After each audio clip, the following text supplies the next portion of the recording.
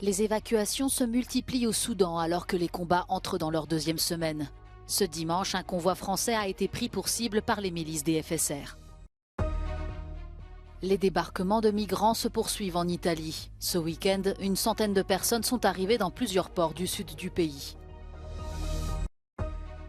Élection municipale ce dimanche dans le nord du Kosovo.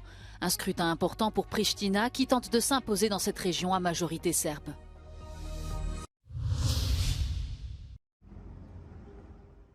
Alors que les combats entrent dans leur deuxième semaine, les évacuations de ressortissants étrangers se multiplient au Soudan. Des opérations souvent dangereuses à cause des affrontements en cours. Ce dimanche, un convoi français aurait été pris pour cible, faisant un blessé par balle par les milices des FSR. Le Premier ministre britannique a quant à lui annoncé que l'évacuation des diplomates du Royaume-Uni était terminée. Le président Joe Biden a précisé que l'armée a mené une opération héliportée sur ses ordres pour extraire le personnel du gouvernement américain de Khartoum. Samedi, l'Arabie saoudite a évacué du Soudan 91 de ses citoyens et environ 66 ressortissants de 12 autres pays de la région. Mais aucun apaisement ni cessez-le-feu n'est à l'horizon malgré les appels des Nations Unies. Rinnovo il mio appello affinché cessi al più presto la violenza, sia ripresa la strada del dialogo. Invito tutti a pregare per i nostri fratelli e sorelle sudanesi. L'armée soudanaise et les milices paramilitaires des FSR ont entamé une violente lutte pour le pouvoir samedi dernier, faisant 413 morts et plus de 3500 blessés selon l'OMS.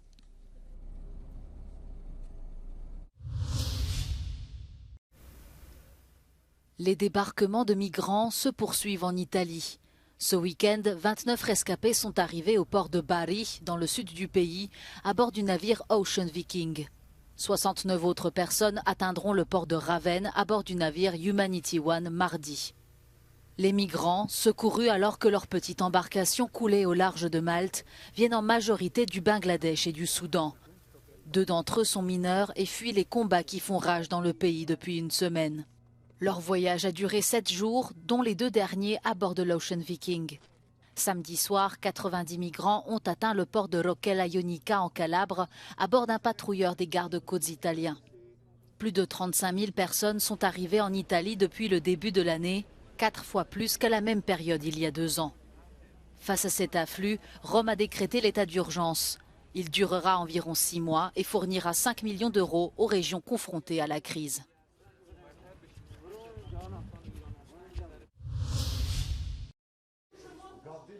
Élection sous haute tension ce dimanche dans le nord du Kosovo. Les habitants de la région, peuplés en majorité de Serbes et traditionnellement fidèles à Belgrade, sont appelés à élire leurs représentants municipaux pour remplacer les nombreux fonctionnaires qui ont démissionné suite aux affrontements entre Serbes du Nord et police kosovare à l'automne dernier. Le principal parti serbe a annoncé un boycott du scrutin. Sur place, les électeurs sont divisés sur la tenue du vote. Pa znate kako, odlučila sam se jer ovo su izbori kao I svaki ostali što su bili do sada. Ako ne učestvujemo, čemu bi se nadali? Ovi izbori nisu trebali da budu, trebali su da budu odloženi za neko drugo buduće vreme. Mesec, 2, 3 meseca. Da nije pravo vreme za izbore. Un scrutin important pour Pristina qui tente de s'imposer dans ces localités, quitte à ignorer le boycott de la population locale. L'abstention pourrait atteindre les 90%. The last few months have been a real test. At the moment, a large part of our production is still in the warehouse because the price in Bulgaria for sunflower seed last few months was very lower than the production price for that seed for us. Comme ce céréalier bulgare, de nombreux agriculteurs d'Europe de l'Est ont retardé la vente de leur production en attente d'une remontée des prix. Mais avec l'approche des récoltes, le temps presse. Ils manifestent depuis plusieurs semaines pour demander plus de contrôle sur les céréales ukrainiennes jugées responsables de la chute des prix. Ils dénoncent particulièrement l'inefficacité des corridors de solidarité, ces voies d'accès hors taxe de produits ukrainiens sur les routes, les rails et dans les ports européens.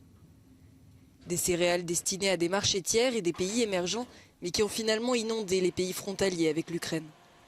Les agriculteurs se disent favorables à la circulation des biens ukrainiens par l'Europe, mais pas au détriment de leur économie locale. It's no problem for us to transit all that production, but at the moment, transit is not a real transit. It's stay here in Bulgaria. En réponse à cette mobilisation, la Bulgarie, la Hongrie, la Pologne et la Slovaquie ont annoncé des blocages des importations de grains ukrainiens jusqu'à la fin du mois de juin. Ils veulent pouvoir contrôler la quantité de biens qui intègrent leur marché, avec par exemple des conteneurs ou des camions scellés jusqu'à leur destination finale. Des mesures qui sont contraires au droit européen. An individual member state cannot unilaterally impose trade restriction on a third party. In the European Union, the competence to deal with trade policy and to adopt trade measures lies exclusively with the European Union and with the European Commission. Pour apaiser les pays concernés, l'UE a proposé d'offrir plus de 150 millions d'euros d'aide d'urgence aux agriculteurs.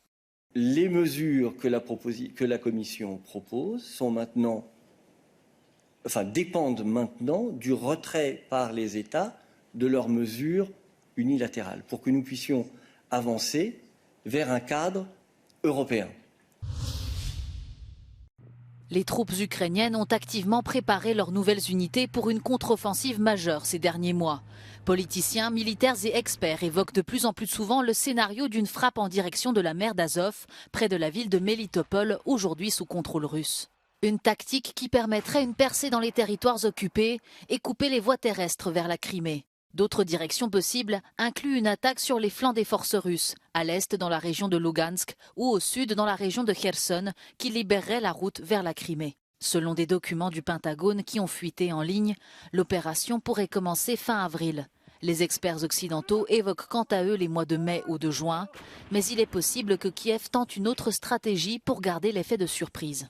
The Russians now know how deep and with what means the American intelligence services can look into the Russian planning and Russian command and control structure. And they might adjust, for example, their codes or their encryption to prevent that.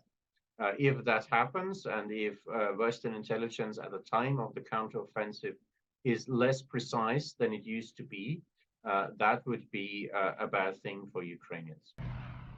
La Russie a quant à elle renforcé ses défenses sur les 800 km de la ligne de front. Les experts occidentaux doutent que l'offensive ukrainienne mette fin à la guerre d'ici la fin de l'année comme l'affirme Kiev, mais cette opération pourrait s'avérer décisive.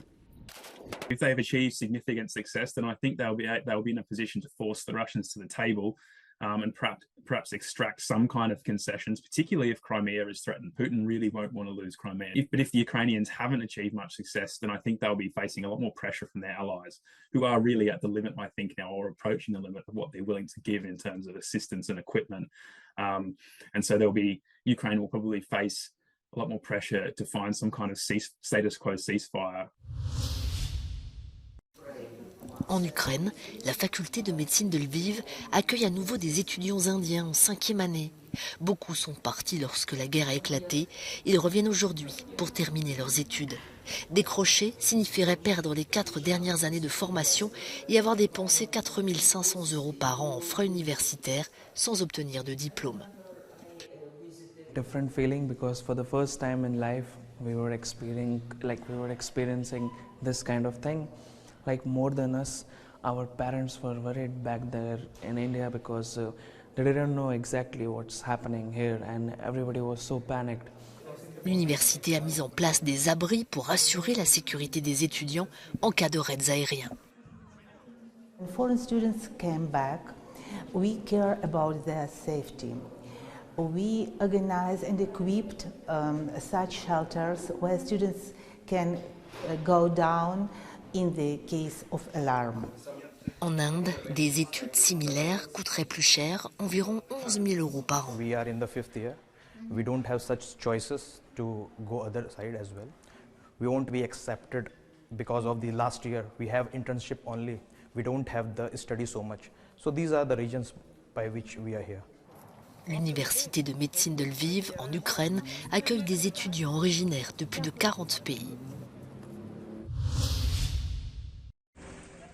L'ancien président péruvien Alejandro Toledo est arrivé à Lima, extradé par les États-Unis afin de faire face à des accusations de corruption et de blanchiment d'argent. Il est notamment le principal suspect dans l'affaire Odebrecht, un groupe de construction brésilien duquel il aurait perçu des dizaines de millions de dollars en échange de l'obtention de marchés publics. Il risque jusqu'à 20 ans de réclusion à la prison de Barbadillo, un établissement pénitentiaire spécial où sont également emprisonnés 2 anciens présidents péruviens pour des affaires de corruption similaires.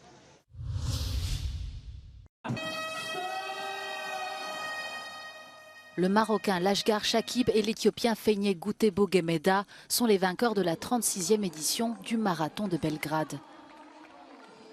Organisé chaque année au printemps dans la capitale serbe, cet événement sportif attire chaque année une foule de plus de 10 500 coureurs venus du monde entier pour participer aux différentes catégories, allant du 42 km classique à la course Fun Run de 5 km.